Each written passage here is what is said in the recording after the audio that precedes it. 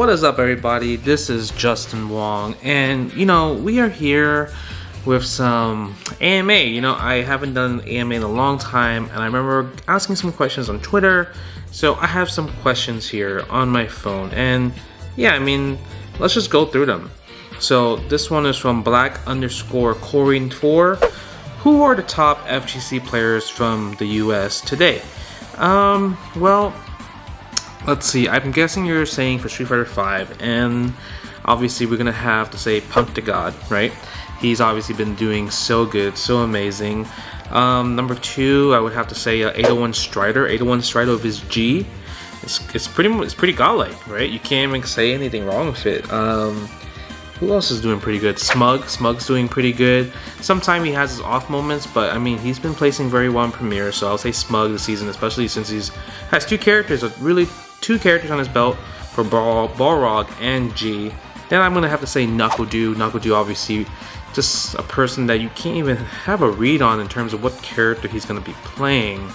And for number 5, I'm not even gonna say myself, just because I haven't really done anything on Season 4 Street Fighter V. I've just been busy, MIA from a lot of tournaments. So, number 5. It's tough. But let's go with Terrence. Terrence from Atlanta, Georgia. Very great Chun-Li player. I think he's like a super sleeper. He's been placing very well as well, too. He's been placing very high. So I'm going to say Terrence. So, next question will be _Ju_Key. Besides fighting games, what other genres do you play during your free time?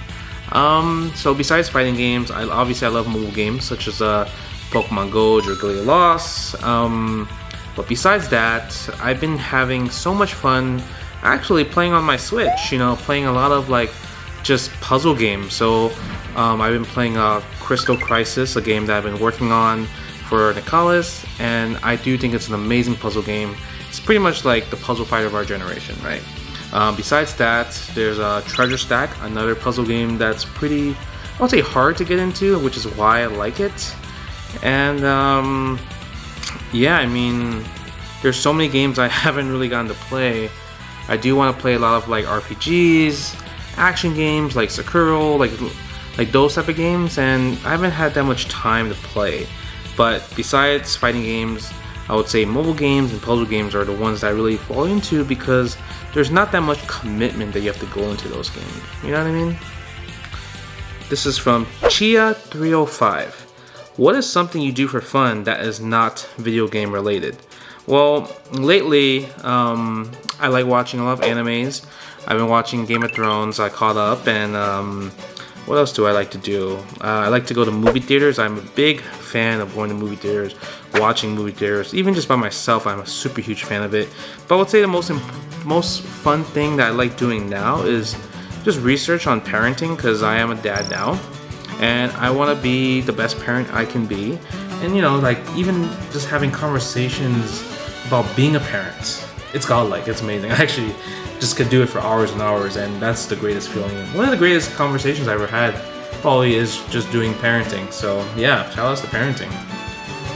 This is from the Bestaban, aka Esteban Martinez. Obviously you know him from Hold Back to Block, and he has a Patreon, so make sure you check him out. He does great stuff.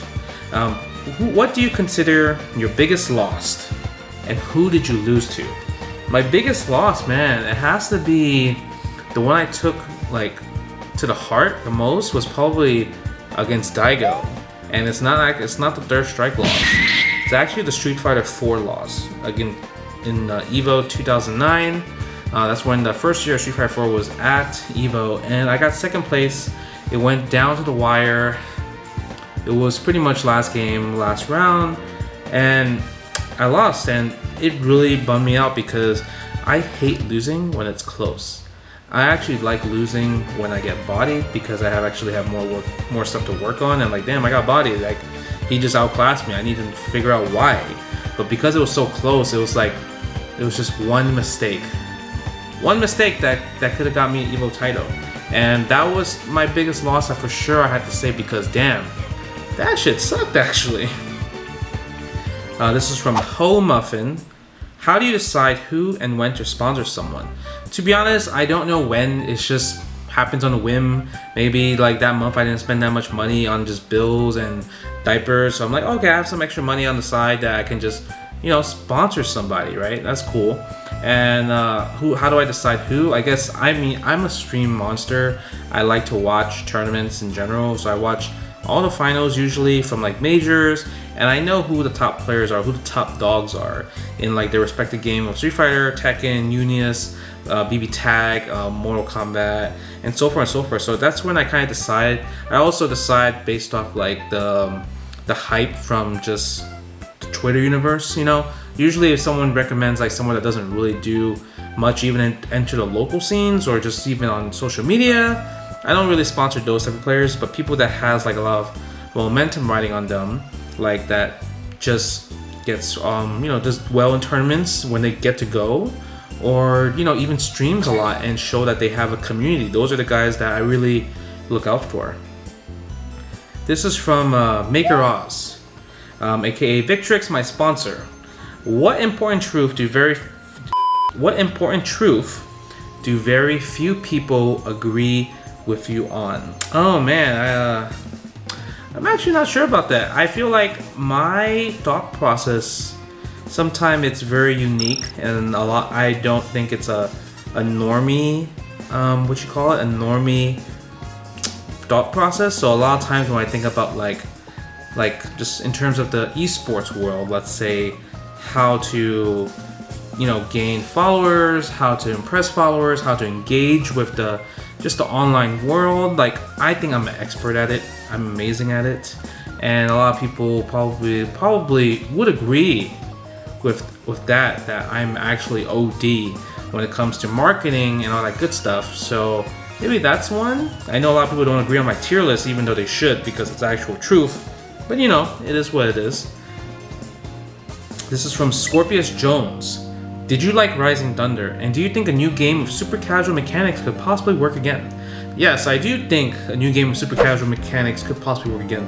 It's great. Those games are very good because a lot of times when people play fighting games, they think about, man, I suck because I can't do combos. Like, you know how many times I did a coaching lesson where I spent 1 hour of teaching somebody how to throw a Hadouken, a fireball.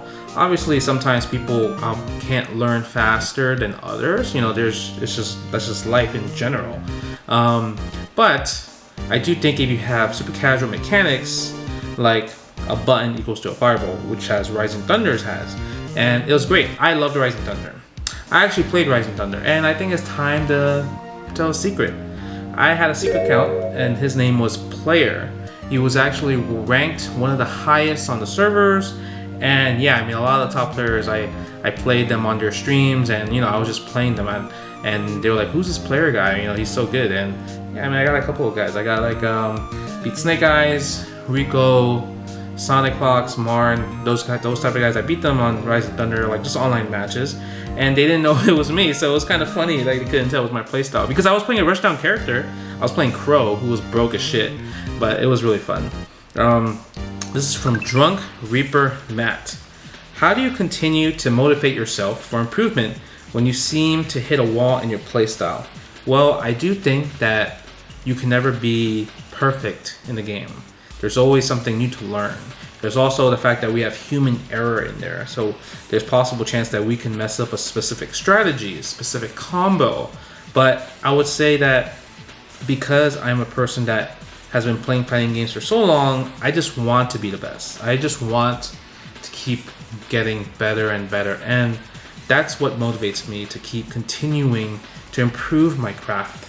Especially when it comes to games now, because now it's really hard to play defensive, right? Like defensive styles are kind of taken out from today's modern games. Everyone wants unga bunga, and you know, and that's what makes it harder for me to actually perfect my craft. But it's actually very challenging at the same time. So I'm gonna keep doing what I'm doing.